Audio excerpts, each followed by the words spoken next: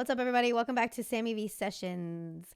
This week, we have a lot of music to get through, so let's start immediately with Karol G announced her tour last weekend at her second weekend at Coachella. She said, "Nos vamos pa tour," so everybody is getting ready to buy these tickets. Artist pre-sale is now closed. It's Sunday. The tickets go on sale tomorrow, Monday. Pray for me, y'all. I'm trying to get September 17th at MetLife. I did go see her for Mañana Será Bonito tour in 2023 at MetLife.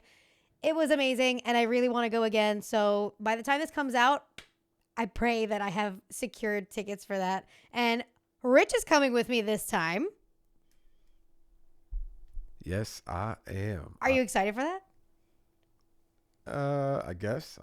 Because you did miss last time. You said, "Oh, you can go with Celeste. I don't want to go." Yeah. I want to see what's about. We had such a good time last time that I think you're really going to enjoy her show. She puts on a great show. So today is Sunday. Saturday, our girl Meg Thee Stallion put up an Instagram post that had the internet on fire. Now, when I started this podcast, I said I didn't want to get into gossip, but how could I not get into gossip when the gossip is coming from the source, and the source being Meg Thee Stallion? So, she posted on her story, "Cheating. Had me around your whole family playing house, got cold feet, holding you down through all your horrible mood swings and treatment towards me during your basketball season. Now you don't know if you can be monogamous. Bitch, I need a real break after this one. Bye, y'all." So one can only assume that she's referring to her once upon a time boyfriend now, Klay Thompson. He plays for the Mavericks, and that's really all I know about him. But this made me so sad.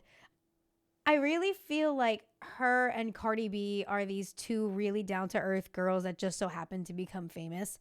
And they are really deep down lover girls, especially Meg Thee Stallion. Like, she made that song Lover Girl where she's talking about her man that is no longer her man. That was obviously cheating. Okay. Everyone on the internet is asking who would cheat on Meg Thee Stallion. And honestly, a loser ass motherfucker. Like, that's what we've learned from this scenario. That is the person that would cheat on Meg Thee Stallion. Now, of course, like, we don't know what Meg Thee Stallion is like in relationships, but that still doesn't give an excuse to be cheating and catching cold feet and can't be monogamous and XYZ. There was a video that resurfaced about him being late for picking her up from the airport, like, and everybody's saying that was a red flag. But honestly, I feel like her entire post was a red flag. Those mood swings she was talking about during his basketball season, I would have been left. Like, girl, you saw the red flags and now you dodged a bullet. You got out of there. I think they were only together for like a year or something like that. Don't quote me on that, but it's sad to see our girl Meg hurt. And the only thing that I want to see come out of this girl is a track. Get in that booth, girl. Tell us all about and in the booth. Get some coin off of your heartbreak, please. Or we're all going to be waiting out here for that track. And I can't wait to bring you guys that track on this podcast and then tell you, y'all remember when we were talking about Klay Thompson cheating on Meg Thee Stallion and her Instagram post? Yeah, that's what this track is about. I'm waiting for it because I know it's coming. Zara Larsson was on Call Her Daddy this week. I guess that was her Coachella run because she had Becky G on there. She had Karol G on there. And then she had Zara Larsson. But Zara Larsson's new album, Midnight Sun, Girls Trip, drops May 1st. So I guess this is a part of her promo run for it. So I've liked Zara Larsson since 2017. Her album So Good came out. On that album was Lush Life, So Good, Never Forget You, and Symphony. Now, Symphony, a lot of you might know from TikTok. Symphony was used on this like dolphin trend. It was like a picture of a dolphin and there was either like self-deprecating jokes or something really depressing behind it, and the song was on it. That's good. I'm not even gonna try to sing it, but I just want to be part of your symphony. If you looked at the song, you'll know what TikTok trend I'm talking about. On the podcast, she touched on this, and Alex Cooper asked her, like, where did this come from? And she said, I have no idea, but honestly, this TikTok trend really helped revamp her career. She talks about other things that helped her revamp her career, like going from being 14 years old. She's not 14 now. I think she's like 28. But when she was 14 years old, she was always told what to do, how to do it with her career. But now she started to write her own music and really taking control of her career. This also came from, she said, when she talks about being in the Kia Asylum. If you guys don't know what the Kia Asylum is, it comes from the rapper Kia, the one that sings My Neck, My Back. And it's basically a metaphorical prison for where musicians go when they have a one-hit wonder, and then they're kind of like shadow banned from the rest of the music industry and they kind of just disappear. That's called the Kia Asylum. And Zara Larsson talks about being part of it for a long time. Because like I said, I've been listening to her since 2017. A lot of y'all are just catching up now, which is great for her. We love that for Zara Larsson. She's got a voice. She is a pop star. She's doing great. She was actually recently on tour, on a U.S. tour in small theaters. And many people have been questioning why she was only in small theaters when she can go so much bigger. And she said the U.S. tour was about $5. There was not a budget for this tour that much. And nobody knew that she was going to blow up. These theaters are booked way in advance. And her recent trending on the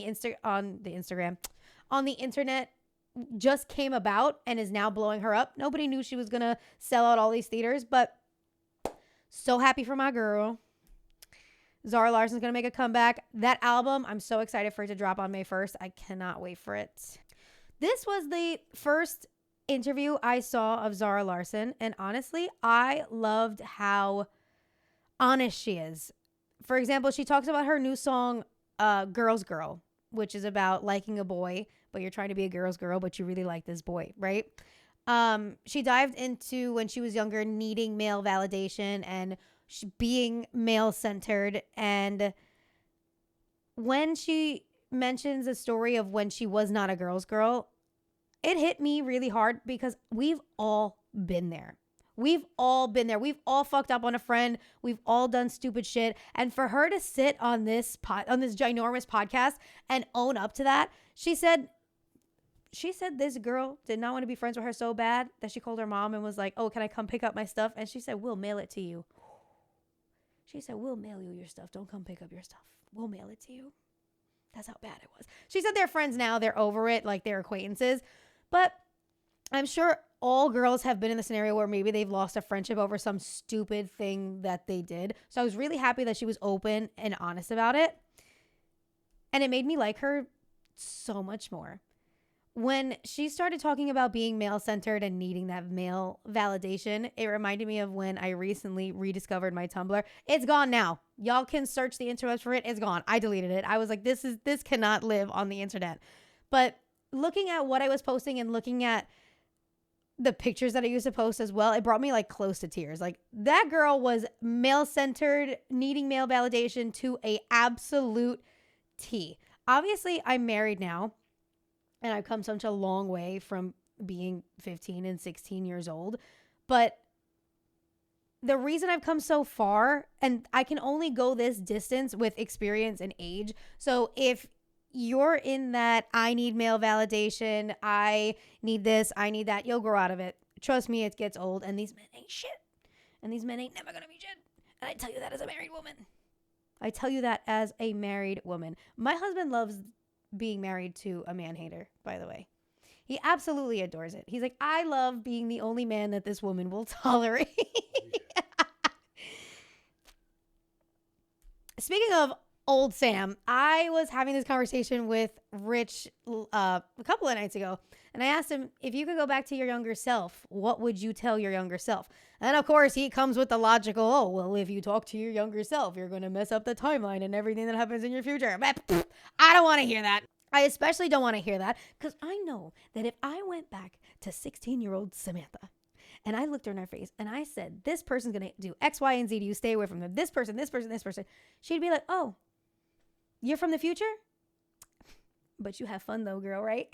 It was a good time, right? So I'm going to still do it. That bitch would not fucking listen to me. She would not listen to me. I could literally pop up in front of her, prove to her that I'm from the future, and she still would be like, you don't know what you're talking about. I'm going to do whatever I want. So listen, even if you have a cousin or a younger sister that's going through that male validation stage, we all do it. Number one, we all do it. Number two, they got to grow out of it themselves. They really do, because there's, like I said, there's nothing like age and experience that will make you go the distance of growing older from your past self. The Billboard Latin Women in Music 2026 awards were this week. Two people that sat down and had a conversation this week that were being honored were Ivy Queen and Young Miko.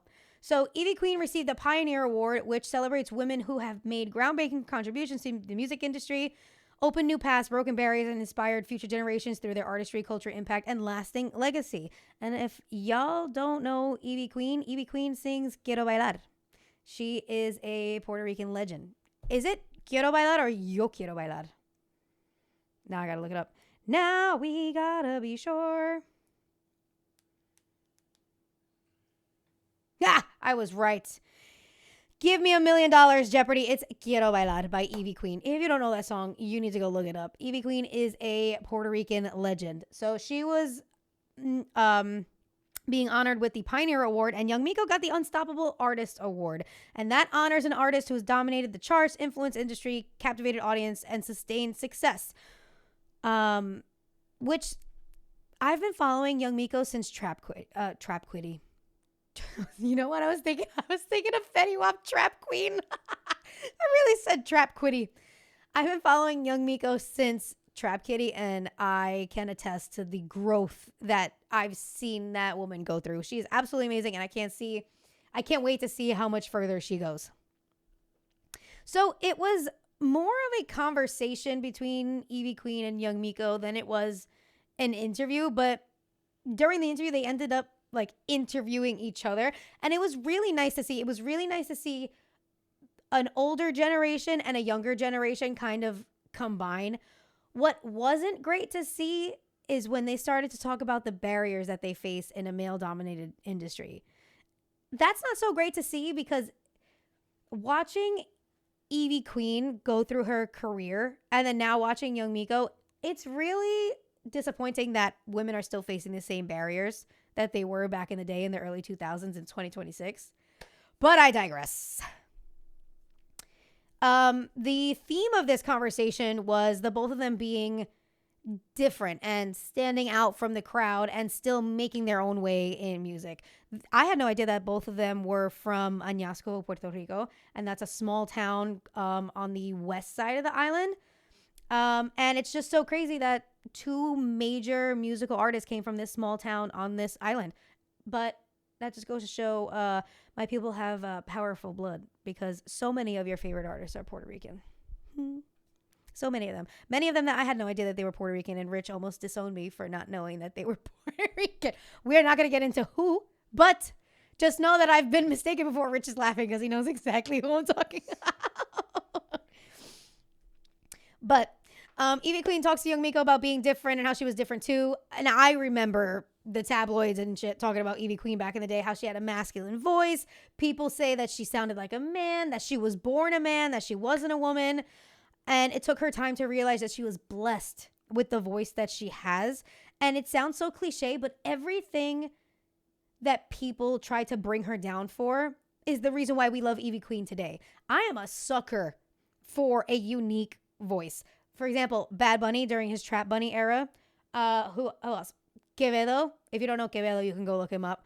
Who's another one? Celia Cruz. Everybody who has that like deep, rough, like unique voice. It's not like a classical like singing voice. I love that. Give me more of their music. I want to listen to it. So Miko relates to her saying that, you know, people were trying to like downplay her when she started making music. And she said she couldn't let the external opinions get to her. And once she started to accept not letting people get in her space when it comes to music, everything else started following. They spoke about being surrounded by men their entire lives. And honestly, I think like young Miko was talking about growing up playing sports with the boys like in her neighborhood, and Ivy Queen talking about being surrounded by men all the time. I think that drove both of their careers. They kind of got the inkling of, okay, like I see how these men push through and I'm going to do it as well. And honestly, if there's one thing y'all should know, if a man can do it, a woman can do it better. And a lot of these women in this music industry are proving that today. Basically, this whole episode is about women this week, and I absolutely love it.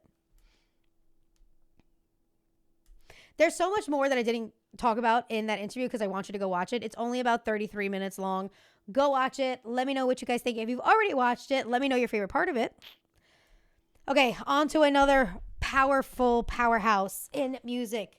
Tokischa dropped a new album called Amor y Drogas. Typical for our girl. I love that though. That title did not surprise me whatsoever. I don't listen to Tokischa often, but I know she's got bangers. To me, her music is nasty, but like nasty in like the feminine, powerful, we could be nasty too way. And I love it. I'm not saying that in a negative light at all. But she also gives me like a take it or leave it artist. She's here the way she wants to present herself, and whoever doesn't like it, que se joda. And that's it. Tokischa's going to give you Tokischa, and I feel like she's the same person behind closed doors that she presents herself on red carpets, on interviews, you name it. So when I started listening to the album, I thought, wow, like this is not the Toki that I know. This is not the Tokischa, the Dembo, ass shaking Tokischa that I know. So I was like, you know what? Let me go back and listen to her other albums. Maybe there was stuff in the albums that I didn't know, that I didn't listen to. Maybe I was just listening to the mainstream stuff. This is her first album. This is literally her first album. This is her first album ever released. And she's been doing music for 10 years. She was doing an interview with Devon Rodriguez. He does like portraits of people when he's interviewing them. You might have seen him on TikTok. I think he's got like millions of followers. But she told him she's been doing this for 10 years and it makes sense to put this album out right now. And because she's figured out how to be an artist now and could only do this with the experience that she's gained. Honestly, I listened to this album and it is, if you want drama, it's in there. If you want a little booty shaking, it's in there. It really shows her development as an artist. She's got 2 features on there, so she throws the features first, and then the rest of the music is just her. She said the album's based on sad times and traumas. Like I said, it's dramatic. You can feel it. And I don't mean dramatic like, why is she being so dramatic? I mean, like, she brings the emotion into the album. It is literally a work of art. Also, it's got a lot of depth and talent. Our girl is singing on that album. She is not just rapping. She raps, but she's not just rapping. She's actually singing as well. This shows an entirely new side to Tokischa that I didn't know she had. And I love that she released this album this way and not just a single. The lyrics are still nasty. Don't get me wrong. Don't be thinking you can just throw this on in whatever space because the lyrics are still nasty. That's still a girl. Okay. But it's very pop. She mixes dembo. I think it's very pop. People wouldn't say it's pop, but I think it's like poppy. She mixes dembo, rock, techno, perreo, dancehall. She mixes it all within this album. My favorite song in the album is Perreo Llorando because everybody has had that moment when they're super sad about like ending a relationship, or maybe your boyfriend's making you mad and your friends and your girls are like, hey, come on, let's go out. Let's have some fun. Like, yeah, you still in the club, you getting it, you vibing, you this, you that, but there's still like a heavy feeling on your chest. Like you're still sad. So she talks about being sad, but still perreando. She talks about being sad, but she talks about perreando in the club when you're still sad. But I really hope you go listen to this album, give it a try. Maybe just give it a 1 through. Maybe listen over to the song that caught your ear. But Perreo Llorando is a really good song, and I really hope you go listen to it. Kehlani dropped her, I think this is her 3rd album, but this is her new self-titled album. The album is called Kehlani. It released on Friday, April 24th. That was also her birthday, her 31st birthday. And let me tell you, the R&B is R&Bing, okay? I have noticed R&B is making a little bit of a comeback, not just with Usher going on tour again. No, R&B is definitely making a comeback, and I'm here for it.